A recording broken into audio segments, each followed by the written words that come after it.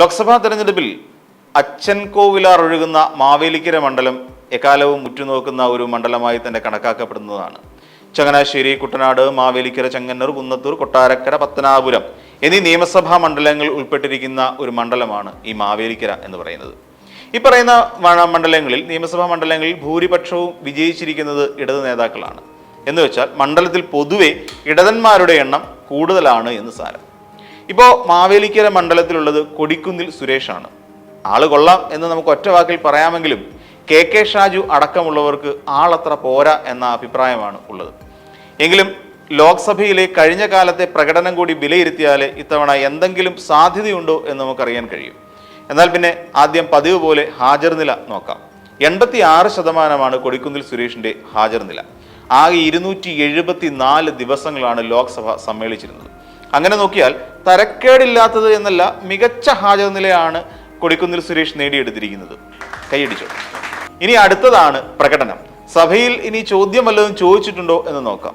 അതിലും മിന്നുന്ന പ്രകടനം തന്നെയാണ് നടത്തിയിരിക്കുന്നത്. 304 ചോദ്യങ്ങളാണ് കൊടിക്കുന്നിൽ ഉയർത്തിയിട്ടുള്ളത്. ആകെ പങ്കെടുത്ത ചർച്ചകൾ 124 എണ്ണം. അതിൽ ശൂന്യവേള ചർച്ചകൾ 64. ചട്ടം 377 പ്രകാരമുള്ളത് 17, ചട്ടം 193 പ്രകാരമുള്ളത് 4 എണ്ണത്തിലും പങ്കെടുത്തിട്ടുണ്ടെന്നാണ് കണക്കുകൾ സൂചിപ്പിക്കുന്നത്. ഇനി പങ്കെടുത്ത ബജറ്റ് ചർച്ചകളാകട്ടെ 10 എണ്ണവും. കൊള്ളാം എന്നാണ് തോന്നുന്നത്. മണ്ഡലത്തിലെ വികസന പ്രവർത്തനങ്ങൾക്കായി കേന്ദ്രം MP ഫണ്ട് എന്ന നിലയിൽ 17 കോടി രൂപ മാത്രമായിരുന്നു കഴിഞ്ഞ കാലങ്ങളിൽ അനുവദിച്ചിരുന്നത്. അതിൽ ഏറ്റവും കുറവ് ഫണ്ട് വിനിയോഗിച്ച് സർക്കാരിന് മുന്നിൽ നല്ല പിള്ളയാകാനും കൊടിക്കുന്നിൽ കഴിഞ്ഞിട്ടുണ്ട്. ഇനിയും ബാക്കിയായത് ഏകദേശം 6,24,00,000 രൂപ. കേരളത്തിൽ നിന്ന് ഇത്രയും കുറച്ച് തുക ചെലവഴിച്ചത് കൊടിക്കുന്നിൽ തന്നെയാണ്. അതുകൊണ്ട് പേര് മായ്ക്കാൻ അധികം ഹൈമാസ്റ്റ് ലൈറ്റും ബസ് സ്റ്റോപ്പുകളും ഒന്നും ഇല്ല എന്നർത്ഥം. കാര്യം എന്താണെന്നല്ലേ, പേര് മായ്ക്കണം അല്ലെങ്കിൽ പേര് മറയ്ക്കണം എന്ന് കാണിച്ച് BJP പരാതിയുമായി മുന്നോട്ട് പോകാനാണ് തീരുമാനിച്ചിരിക്കുന്നത്. അതെന്തെങ്കിലുമൊക്കെ ആയിക്കൊണ്ട് പോട്ടെ. ഇതൊക്കെയാണ് കൊടിക്കുന്നിൽ സുരേഷ് MP കഴിഞ്ഞ കാലത്തെ പ്രവർത്തനം. കൃഷിക്ക് ഏറെ പ്രാധാന്യമുള്ള ഒരു മണ്ഡലമാണ് മാവേലിക്കര. അതുകൊണ്ട് തന്നെ കർഷകരുടെ പ്രശ്നങ്ങൾ ഈ മണ്ഡലത്തിൽ ഇത്തവണ തെരഞ്ഞെടുപ്പിൽ ചർച്ചയാകും. ഇവിടുത്തെ മറ്റൊരു വിഷയമാണ് കേരളയുമായി ബന്ധപ്പെട്ട് ഉയർന്നു വന്ന പ്രതിഷേധങ്ങൾ, സമരങ്ങൾ, പോരാട്ടങ്ങൾ. അങ്ങനെ പോകുന്ന പ്രതിഷേധങ്ങളിലെല്ലാം തല ഉയർത്തിപ്പിടിച്ച് തന്തയ്ക്ക് വിളിച്ച് മുന്നിൽ നിന്നാകട്ടെ കൊടിക്കുന്നിൽ സുരേഷുമാണ്. അതുമാത്രമല്ല, ഇതിപ്പോൾ 4ാം തവണയാണ് മത്സരിക്കാൻ കൊടിക്കുന്നിൽ ഇറങ്ങുന്നത്. കഴിഞ്ഞ 3 തവണ മത്സരിച്ചപ്പോൾ എങ്ങനെയുണ്ടായിരുന്നു കൊടിക്കുന്നിൽ സുരേഷ് എന്നുകൂടി നോക്കിയാലോ. 2009 മത്സരിക്കാൻ ഇറങ്ങിയപ്പോൾ RS അനിലായിരുന്നു എതിർ സ്ഥാനാർത്ഥി. അനിലിനെ 48,000-ൽ പരം വോട്ടുകൾക്കായിരുന്നു അന്ന് പരാജയപ്പെടുത്തിയത്. പക്ഷേ 2014 അത്രയ്ക്ക് ശോഭിക്കാൻ കൊടിക്കുന്നിലിന് കഴിഞ്ഞില്ല. വോട്ടിൽ 4% ഇടിവാണ് രേഖപ്പെടുത്തിയത്. 32,000-ൽ പരം വോട്ടുകളുടെ ഭൂരിപക്ഷം മാത്രമേ ചെങ്ങറ സുരേന്ദ്രനെതിരെ കൊടിക്കുന്നിലിന് നേടാൻ കഴിഞ്ഞുള്ളൂ. ആ തെരഞ്ഞെടുപ്പിൽ തന്നെ P. സുധീർ എന്ന BJP സ്ഥാനാർത്ഥി 4% വോട്ടിന്റെ വർധന വരുത്തി. മൊത്തത്തിൽ പരിശോധിക്കുമ്പോൾ ഒരിടത്ത് നിന്നും കൊഴിഞ്ഞ് മറ്റൊരിടത്ത് അടിഞ്ഞു എന്ന് വേണം കരുതാൻ. കൊടിക്കുന്നിലിനുണ്ടായ വോട്ട് ശതമാനത്തിന്റെ കുറവ് BJPക്ക് വോട്ടായി വർദ്ധിച്ചു. ചെങ്ങറ സുരേന്ദ്രനും വോട്ട് വിഹിതത്തിൽ കുറവുണ്ടാകുകയും ചെയ്തു. കഴിഞ്ഞ തെരഞ്ഞെടുപ്പിൽ കൊടിക്കുന്നിൽ നില മെച്ചപ്പെടുത്തി. ചിറ്റയം ഗോപകുമാർ മത്സരരംഗത്ത് ഇറങ്ങിയിട്ടും കൊടിക്കുന്നിൽ ഭൂരിപക്ഷം ഉയർത്തി. 32,000-ൽ നിന്ന് 61,000-ലേക്ക് ഭൂരിപക്ഷം വർദ്ധിപ്പിച്ചുകൊണ്ടാണ് 3ാം തവണ കൊടിക്കുന്നിൽ ആധികാരിക വിജയം നേടിയത്. NDAയുമായി BDJS സഖ്യം ചേർന്നതോടെ മാവേലിക്കര മണ്ഡലത്തിന് 3ാം അവകാശിയായി BDJS വന്നു കഴിഞ്ഞു.